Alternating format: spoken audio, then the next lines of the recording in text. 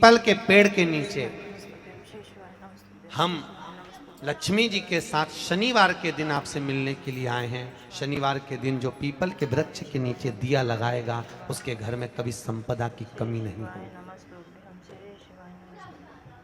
सारे दिन पीपल के वृक्ष के नीचे हमारा निवास होगा।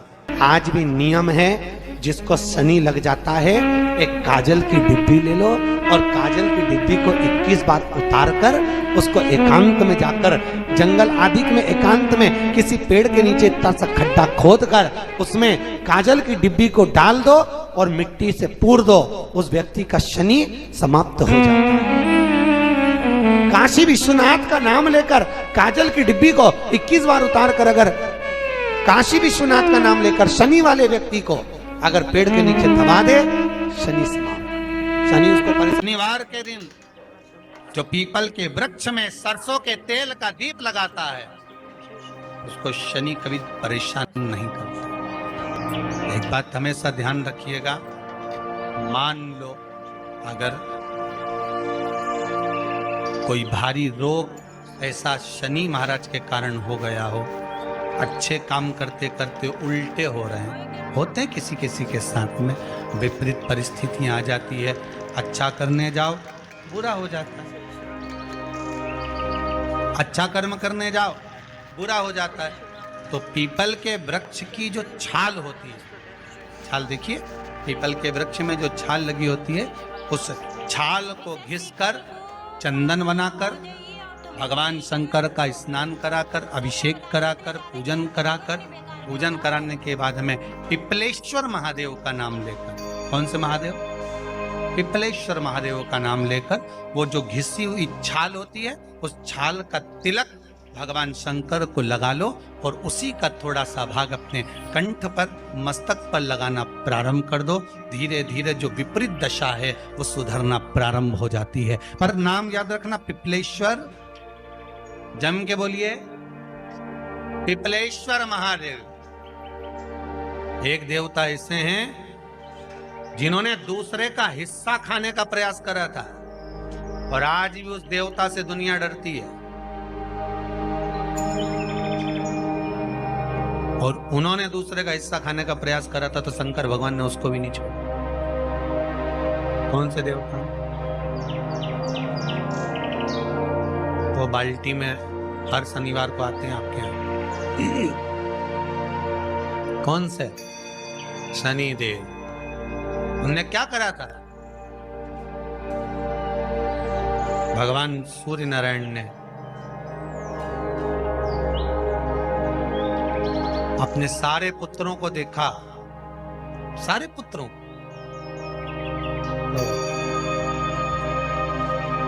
सारे पुत्रों को देखकर आज मेरे सूर्य नारायण भगवान बड़े सुखी, बड़े प्रसन्न। मेरा पुत्र शनि भी श्रेष्ठ है, मेरा पुत्र यम भी श्रेष्ठ है, सब ठीक है।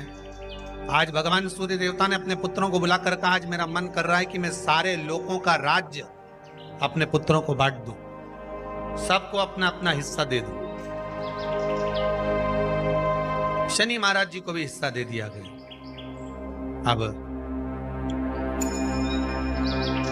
जब शनि महाराज जी को हिस्सा दे दिया तो शनि महाराज जी संतुष्ट नहीं हुए। दुनिया में ऐसे लोग बहुत सारे हैं जो संतुष्ट बहुत कम हो पाते हैं। शनि देव के मन में संतुष्टि नहीं हुई। जब शनि देव के मन में संतुष्टि नहीं हुई तो शनि महाराज उसी समय पर अपने सारे भाइयों का हिस्सा बटोरने लगे, उस पर कब्जा करने लगे। कब्जा करने लगे तो सूर्य देवता की आंख में जल भर गया। कितना तेजवान सूर्य नारायण, कितने तेजवान, कितना तेज भगवान सूर्य के पास में था। पर शनि महाराज को देखकर आज रो रहे हैं। शनि महाराज को, शनि महाराज ने अपने भाइयों के इस हिस्से पर क्या कर लिया? सूर्यनारायण भगवान की आंखों में जल भर गया कि मेरा पुत्र ऐसा कर रहा है। शनि को बुलाया सूर्यनारायण भगवान ने, समझाया पर नहीं माना। किसी किसी की नियत होती है कि इसको इतना कैसे दे दिया, अम्मा ने इसको इतना कैसे दे दिया, पिताजी ने इसको इतना कैसे दे दिया, मैं तो कब्जा करूंगा, दुकान नहीं छोड़ूं, घर नहीं छोड़ूं, ये नहीं छोड़ूं, वो नहीं छोड़ूं। मत छोड़, एक दिन संसार छोड़कर जाना पड़ेगा। तब कहीं जमीन जायदाद छाती पे बांध के ले जाएगा। नहीं माने तो सूर्य देवता ने अपने गणों को भेज दिया, जाओ जरा शनि महाराज को जरा हटाओ वहां से। शनि महाराज को गुस्सा आया और शनि महाराज ने उन सारे गणों को नष्ट कर दिया। सूर्य नारायण रो रहा है। भगवान शंकर की पंचायत में सूर्य देव भी हैं, मतलब शंकर भगवान के मित्रों की गणना में सूर्य आते हैं। भगवान विष्णु, सूर्य नारायण, शंकर भगवान, माँ दुर्गा, गणेश जी, ये पंचायत है ना शंकर की, शिव पंचायत। शिव परिवार में कार्तिकेय, गणेश जी, पार्वती जी, शंकर जी, नंदी, ये शिव परिवार। पंचायत में सूर्य देवता। सूर्य नारायण को रोता हुआ देखकर भगवान शंकर को बड़ा दुख हुआ। शिव जी ने पूछ लिया, क्या बात है, आप रो रहे हो? नारायण क्या हो गया? मेरा बेटा मानने को तैयार नहीं है। आप चिंता मत करो, अभी देखता हूं मैं जाकर। और भगवान शंकर ने जाकर तुरंत सूर्य नारायण भगवान के कहने पर शनि देव को जाकर समझाया। इतने में तो शनि देव आग बबूला हो गए। आग बबूला होकर शनि देव ने कहा, ए शिव, आप मुझे जानते नहीं हो? शंकर भगवान ने कहा, क्या जानना है ये बताओ, क्या जानना है ये बताओ। शनि देव कहते हैं, आप मेरी दृष्टि को नहीं जानते। शंकर भगवान ने कहा, तू भी नहीं जानता कि तेरी दृष्टि खराब कैसे हुई। तेरी दृष्टि को श्राप किसका लगा है तुझे नहीं मालूम क्या? शंकर भगवान ने जब समझाना चालू करा कि देख शनि देव, तुम तो कह रहे हो, तुम तो बोल रहे हो कि मेरी दृष्टि नहीं जानते। हम जानते हैं आपकी दृष्टि, मना नहीं है, जाना, पर आप नहीं जानते क्या? शिव जी जानते हैं। शिव जी ने कहा, मैं सब जानता हूं। आपका विवाह करा सूर्य देवता ने, आपकी पत्नी घर में आ गई, आप अपनी पत्नी को देखते तक नहीं थे, इसलिए आपकी धर्म पत्नी ने आपको श्राप दिया कि जिस पति ने मुझ पर दृष्टि नहीं डाली, मेरे वो पति की दृष्टि कुदृष्टि हो जाए, जिस पे डालेगा वो बर्बाद हो जाए। शनि महाराज ने कहा, आप मेरी पत्नी की याद मत दिलाओ। शंकर भगवान बोले, ए शनि, फिर समझा रहा हूं, हिस्सा छोड़ेगा कि नहीं छोड़ेगा? शनि बोले, नहीं छोड़ूंगा। शंकर भगवान ने उठाया, पीपल के पेड़ के नीचे ले गए और पीपल के पेड़ के नीचे शनि महाराज को उल्टा लटका दिया। 19 साल तक शनि महाराज को पीपल के पेड़ के नीचे शंकर जी ने लटका के रखा। अब बोल, 19 वर्ष तक शनि महाराज पीपल के वृक्ष में, पीपल की जड़ पर बंधे रहे, बोले ही नहीं, शिव टंगे रहे। अब दूसरे का हिस्सा खाने वाले को जब शनि महाराज जैसे के लटका दिया भोलानाथ ने, तो तुम कहीं लगो रे लाइन में? मेरा विचार तो करो। 19 वर्ष तक शनि महाराज लटके रहे, तब 19 वर्ष नेत्र बंद कर कर शनि महाराज ने शंकर की आराधना करी कि दुनिया में कोई ऐसा नहीं जो मुझे उल्टा लटका दे, केवल एक यही है जिनने मुझे लटकाया है। तो 19 वर्ष तक तप करा तो शंकर जी प्रसन्न हो गए। धरनी को हटाकर पार्वती को लाए, साथ में आशीर्वाद दिया, शनि महाराज को खोला। वर मांगो, तुम्हें क्या चाहिए, मांगो तुम्हें क्या चाहिए। शनि महाराज ने कहा, मांगूंगा कुछ नहीं, आप वर दे दीजिए। शंकर जी ने कहा, मैं तुम्हें दंड अधिकारी बनाता हूं कि आप अच्छे और बुरे का दंड दोगे, आप अधिकारी बनकर बैठोगे, मेरा आशीर्वाद तुम्हारे साथ में। दंड अधिकारी। भगवान शंकर का एक अवतार है पिपलाद अवतार। पिपलाद अवतार, जब दधीचि ऋषि की अस्थियां चली गई, उनकी धर्मपत्नी सुवाच ने देखा मेरे पति को मार दिया गया, मेरे पति की अस्थियां ले गए राक्षसों का संहार करने के लिए, उनकी अस्थियां लेकर चले गए, मेरा पति चले गया। सुवाच गर्भ से थी, मरना चाहती थी, प्राण छोड़ना चाहती थी। शिव जी ने देखा ये तो अग्नि के ऊपर चढ़कर अपनी देह त्याग रही है। शंकर भगवान ने आकर कहा, रुक जा सुभाष, रुको, तुम्हारे गर्भ में बच्चा है, तुम्हारे गर्भ में बच्चा है, वो बच्चा मर जाएगा। अब इस बच्चे को जन्म देकर भी क्या करूं? नहीं पिता, तुम्हारे गर्भ में जो बच्चा है वो महाज्ञानी है। तुमने मुझसे प्रसाद के रूप में मांगा था, कहा था शिव जैसा पुत्र होना चाहिए, तो क्या तुम शंकर को नष्ट कर दोगे? मैं शंकर को जन्म दूंगी। सुभाष ने 2 पत्थर उठाए, अपने गर्भ पर मारना प्रारंभ करा। गर्भ पर मारा, बच्चे ने जन्म लिया। बच्चा 7 महीने का था। उस बच्चे को उठाकर पीपल के कोटर में रख दिया। पीपल की कोटर। एक गिलहरी पीपल के फल को लेकर आती थी, पिपलाद के मुंह में देती थी। शिव का एक, इसलिए शंकर का नाम ही पिपलेश्वर महा। शिव का एक अवतार पिपलाद के रूप में हुआ है। तुम क्यों चिंता करती हो? तुम चिंता मत करो, तुम्हारा पुत्र जन्म दो तुम। और दिया धन सुभाष ने, उसके बाद प्राणों को त्यागा। और उस पीपल के कोटर में अगर भरण पोषण करने वाला कोई था तो वह देवाधिदेव महादेव था। फिर निवेदन करेंगे, माता के गर्भ में बच्चा रहता है, उसका भरण पोषण करने वाला मेरा देवाधिदेव महादेव है। अगर जन्म उसने दिया है तो मृत्यु भी वो देगा। अगर तुमको कुछ ज्ञान दिया है तो अच्छी जगह पर भी वही पहुंचाएगा। आप जो अभिलाषा लेकर आते हैं, बच्चे कहते हैं हमारी नौकरी नहीं है, सर्विस नहीं है, हम इस कॉलेज में पढ़ना चाहते हैं, हम इस जगह जाना चाहते हैं, हम इस पद पर जाना चाहते हैं, बस इतना याद रखना, तुम्हारा भाग्य बुरा नहीं होता। कभी भी याद रखना, संसार में जिसको भगवान ने जन्म दिया उसकी किस्मत कभी बेकार नहीं हो सकती। अगर भगवान तुम्हारी किस्मत बेकार होती तो जानवर बनाकर पैदा करता, इंसान बनाकर नहीं। किस्मत अच्छी थी इसलिए इंसान बनकर पैदा, जानवर बनाकर पैदा नहीं करा। अगर तुम्हारी किस्मत अच्छी थी इसलिए मनुष्य बनकर पैदा हुए हो, इंसान बनकर पैदा हुए हो, मानव बनकर पैदा हुए हो। भगवान को दोष मत देना कि भगवान ने किस्मत बेकार दी है। भगवान ने किस्मत अच्छी बनाई है इसलिए तुझे मृत्यु लोक में जन्म दिया। भगवान ने भाग्य अच्छा बनाया इसलिए तुझे शिव महापुराण की कथा सुनने का मौका दिया। नहीं तो भाग्य में नहीं होती तो कहां से मिल जाती? किस्मत अच्छी है तो भगवान नौकरी भी लगाएगा, धंधा भी करवाएगा, सर्विस भी कराएगा, विवाह भी करेगा, शादी भी करेगा, मकान भी बनाएगा, जायदाद भी देगा, संतान भी देगा। उसने दिया है पेट तो भरेगा वही। हम काय को अपने माथे पर ले? मैंने इतनी पढ़ाई कर ली, मैं इंजीनियर हो गया, मैं ये बन गया, मैंने तो ये कर लिया, उसके बाद भी मैं घर में बैठा हूं, मेरा छोरा घर में बैठा, इतना पढ़ने के बाद बैठा। जन्म उसने दिया है, भाग्य उसका है, किस्मत उसकी है, तो कहो उसको कि शंकर का भजन कर, मंथन करे, मक्खन निकलेगा और घी भी जरूर बने। हारना मती। जब तेरे 3.5 करोड़ बार गिनती मत करना, गिनती वो करेगा। तू तो भज, तू कुबेरेश्वर का स्मरण कर, तू महाकाल का स्मरण कर, तू काशी विश्वनाथ का स्मरण कर, तू महाकाल राजा का स्मरण करके तो देख। शिव का भजन कर, 1 लोटा पानी ले जाकर रोज चढ़ा शंकर जी के मंदिर में जा। शिव से भजन करने में क्या देरी? नहीं जा सकता शिव मंदिर में जाने में?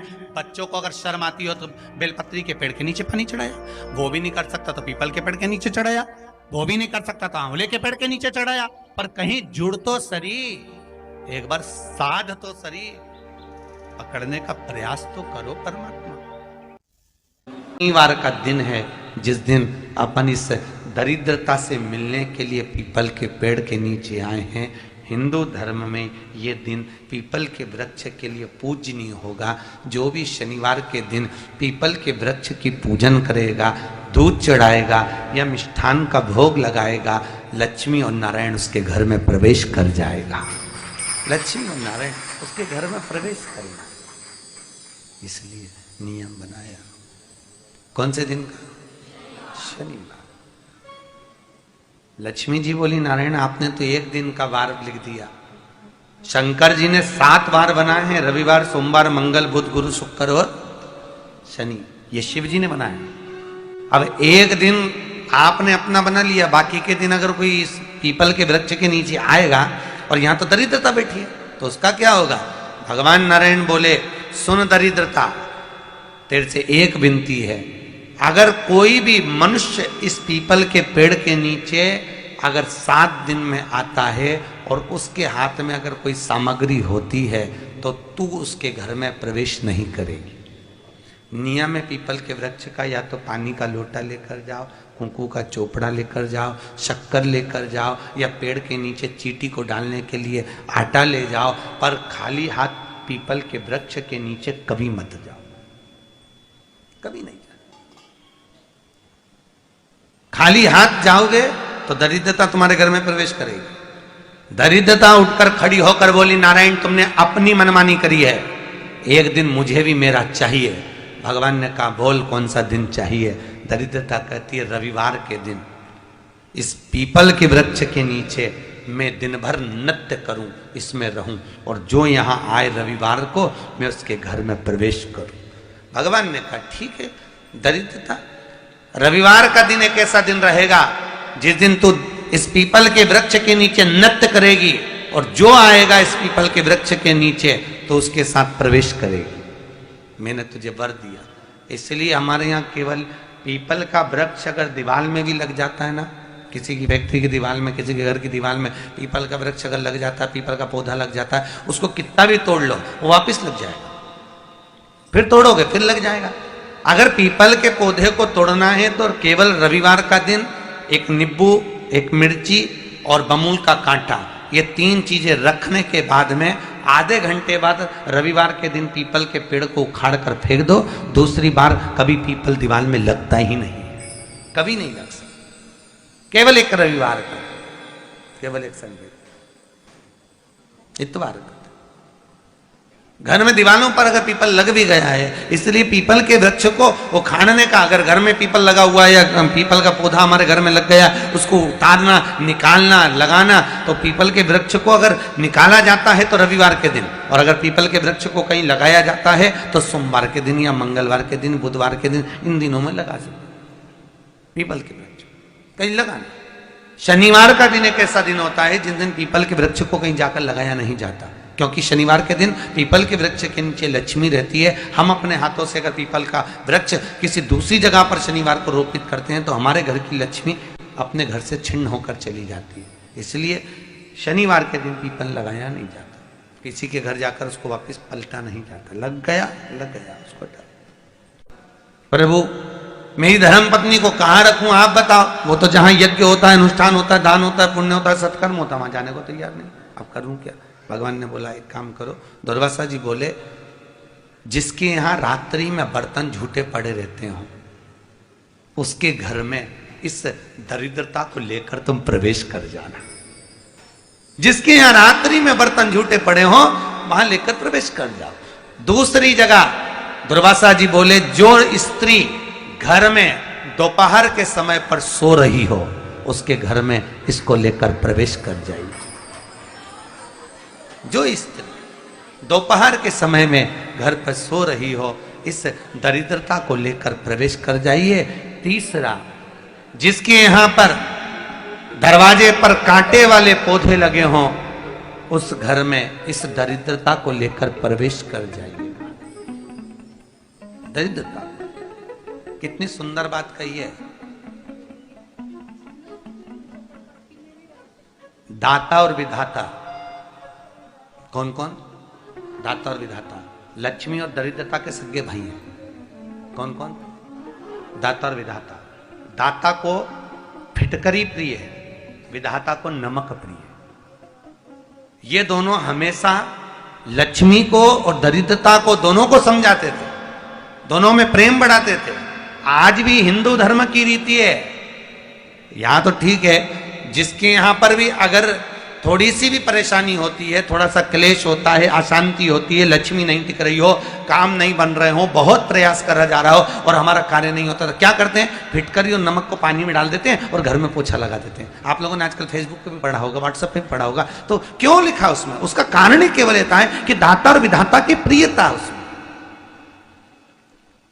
माता ख्याति के जो 4 बच्चे हुए इसमें जो 2 लड़के हैं दाता और विधाता, उसकी प्रियता उसकी पूर्णता उस। अब दुर्वासा जी बोले अपनी धर्म पत्नी को वहां लेकर, जहां कांटेदार पौधे लगे हों वहां पर लेकर प्रवेश कर जाइए। कांटेदार पौधों में उस दरिद्रता का निवास हो गया। आए जब कष्ट, बहुत कष्ट का जीवन चल रहा हो, बहुत कष्ट की जिंदगी चल रही हो, ध्यान लगाना, अगर कष्ट का जीवन चल रहा हो, तकलीफ की जिंदगी चल रही हो, 5-7 सोमवार, या तो 5 सोमवार या 7 सोमवार, हाथ में दुर्वा, मान लो ये तुमने दुर्वा ले ली, हाथ में दुर्वा, एक बेलपत्र, और उसी हाथ में अपने घर का भरा हुआ 1 लोटा जल। पहले रखना है दुर्वा, फिर रखना है बेलपत्र, उसके बाद में हाथ में 1 लोटा जल, और दोनों हाथों का स्पर्श करते हुए जो अपना पूजन का कक्ष होता है घर के अंदर का, उस पूजन कक्ष की साक्षी में खड़े होकर अपने कुल देवता, पितृ देवता और अन्य देवताओं का स्मरण करते हुए, बाबा बहुत दुखी हूँ, बहुत तकलीफ में हूँ, बहुत कष्ट में हूँ, मेरा परिवार आज दुख तकलीफ में है, मेरा परिवार आज कष्ट में है, दुख में है, कष्ट में है।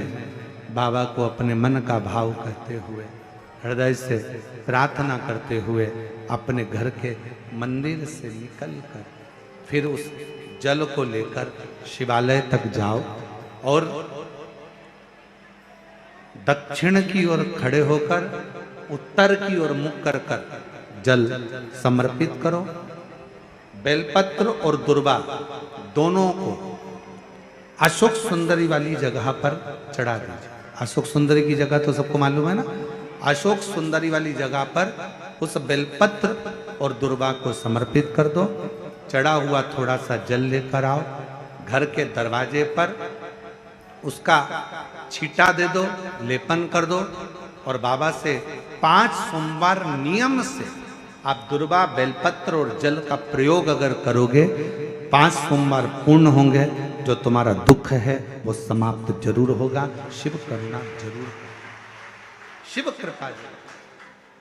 बस इसमें 3 चीजों का स्मरण रखिएगा। 3 चीजों शिव पुराण कर रही है, इसमें 3 चीजों का स्मरण करिए।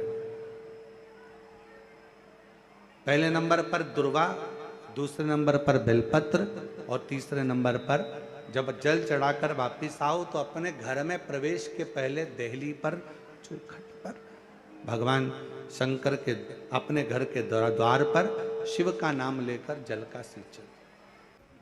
3 शिवजी की करुणा का गुणगान करने के लिए 3, जब आप तकलीफ में होते हो तो 3, शंकर को जल चढ़ाने वाला, 1 लोटा जल चढ़ाने वाले के पास 3 को भगवान शिव अवश्य भेजते हैं। दुख को समाप्त करने से पहले 3 को मेरा शंकर आपके दरवाजे पर जरूर भेजता है। पहले नंबर पर मां आद्य शक्ति दुर्गा को आपकी पड़ोसन के रूप में, आपके रिश्तेदार के रूप में, आपके कुटुंबी के रूप में, आपके संबंधियों के रूप में, किसी ना किसी के रूप में आपके पास भेजकर बोलेंगे, क्यों घबराती हो, क्यों चिंता करती हो, क्यों टेंशन लेती हो। मैंने सुना है कथा में बाबा ने ये बताया था, एक काम कर, 1 बेलपत्र, 1 दुर्वा लेकर जा, बताएगी, आएगी, बैठेगी, सुंदर, उस दिन उसका चेहरा देखोगे आप तो आपको लगेगा ये मेरी पड़ोसन नहीं हो सकती। उसका चेहरा देखोगे तो आपको लगेगा ये मेरी देवरानी नहीं, ये मेरी जेठानी नहीं, ये मेरी ननंद नहीं, ये मेरा रिश्तेदार नहीं। आज इसका चेहरा कुछ और बोल रहा होगा। जब होगी तब कोई तुम्हारे कहेगा, धीरे से, सामने नहीं आएगा तो सुंदर स्वरूप धारण कर स्वप्न में आकर कहेगा। ऐसा लगेगा कोई तुम्हें जगा कर कह रहा है कि तू घबराना मती, तू ये कर लेना, समझ। धीरे से, सामने नहीं आएगा तो सुंदर स्वरूप धारण कर स्वप्न में आकर कहेगा। ऐसा लगेगा कोई तुम्हें जगा कर कह रहा है कि तू घबराना मती, तू ये कर लेना, समझ लेना मेरे बाबा ने अपनी अर्धांगिनी पार्वती को तुम्हारे पास भेज दिया। मेरे शिव ने अपनी पत्नी को तुम्हारे पास भेज दिया, अपनी अर्धांगिनी को भेज दिया। दूसरे नंबर पर मेरे भोले बाबा, मेरे शंकर, मेरे त्रिकालदर्शी, मेरे करुणा सागर, मेरे शंकर दूसरे नंबर पर अपने गण भृंगी को भेज देते। शिव जी के गण श्रृंगी और भृंगी का कर्म क्या? श्रृंगी शिव से दूर नहीं होता और भृंगी शिव जी की आज्ञा पाकर शंकर के भक्त के पास जाकर बैठता है। शिव जी अपने दूसरे पात्र को भेजते हैं भृंगी को। भृंगी दूसरे नंबर पर जाता है। उसका काम क्या है? भृंगी का कर्म क्या है? तो कहा भृंगी कभी भी सामने अपने प्रतिबिंब से नहीं आता, किसी का स्वरूप धर कर नहीं आता। भृंगी आपके हृदय में आकर भीतर से बोलने का प्रयास करता है। ये काम गलत हो रहा है, इसको रोक ले। तेरा मन से अंदर से बोलने का प्रयास करेगा, एक काम कर, तू वहां चले जा, ऐसा हो सकता है, तू ऐसा कर ले, तू वैसा कर ले। वो बताने का प्रयास करेगा, वो आपको ले जाने का प्रयास करेगा, उस तक ले जाने का प्रयास करेगा कि ये कर्म कर, ये कर्म कर। भृंगी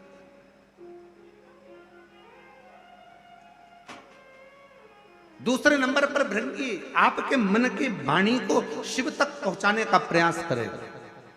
और तीसरे नंबर पर भगवान शंकर अपने भक्त का दुख हरने से पहले तीसरे नंबर पर भेज देते हैं अपने नंदीश्वर को, अपने नंदी गण को।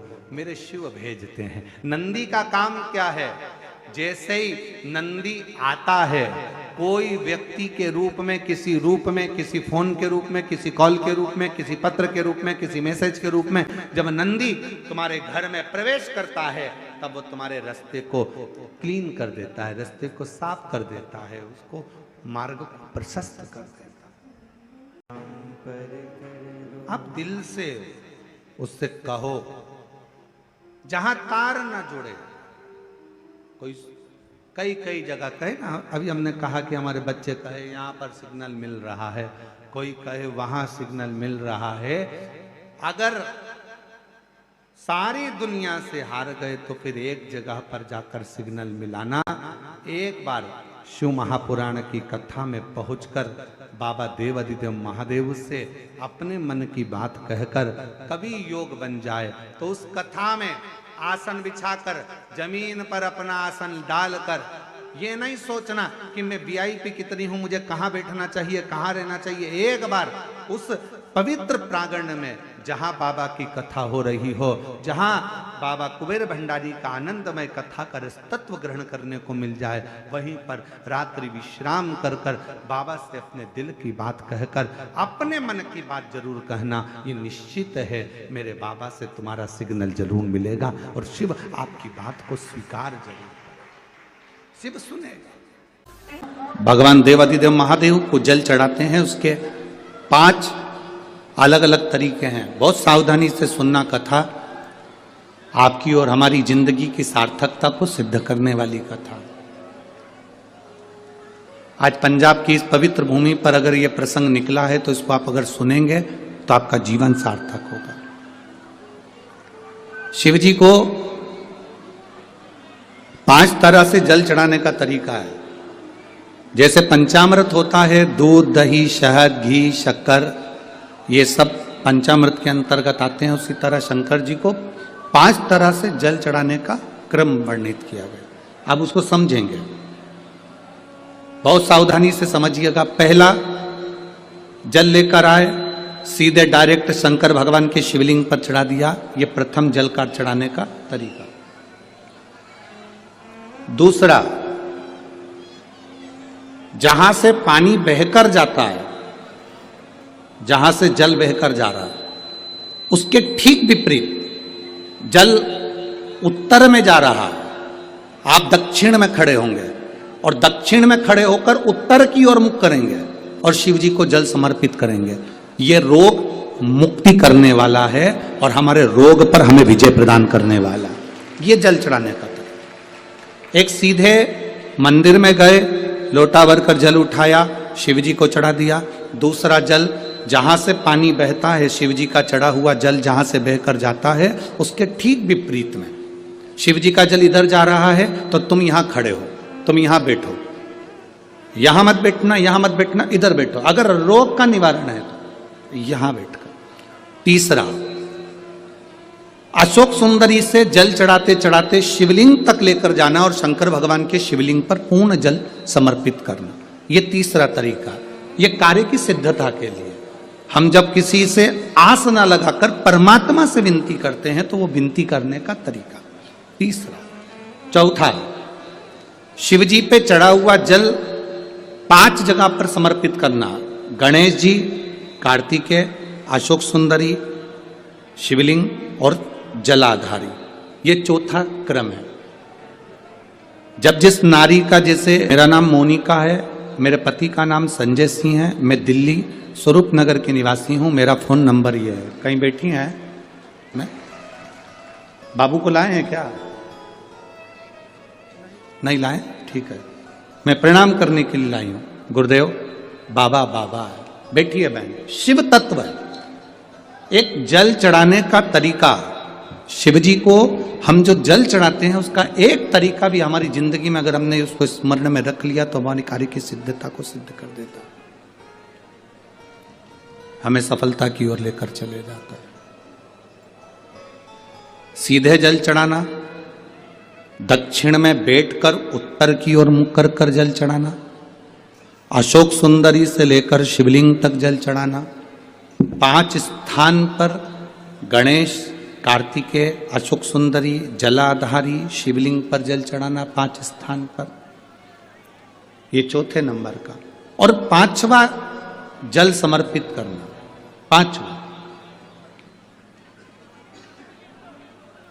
5वें नंबर का जल।